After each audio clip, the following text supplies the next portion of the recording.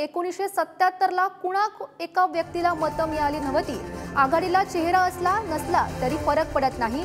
लोकांनी बदल ठरवला तर तो होतोच, असं मोठं वक्तव्य आता शरद पवार यांनी केलंय। तर मी नेहमी नव्या लोकांना प्रोत्साहन दिलं असं सुद्धा पवार यांनी म्हटलंय। आणि आमचं बंड नव्हतं, आम्ही बसून निर्णय घेतला होता असं सुद्धा पवार म्हणाले। तर आज कुणी केलं तर त्यावर तक्रार नाही असं सुद्धा पवार म्हणाले।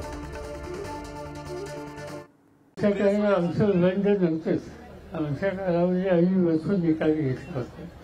आणि आज कोणी काही केलं असेल त्याही पद्धतीची तक्रार करण्याचे काही कारण नाही। फक्त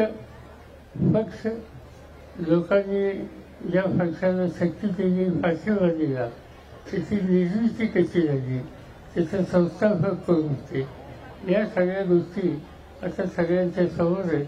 त्यामुळे त्याच्या अधिक काही भाष्य करण्याची आवश्यकता नाही।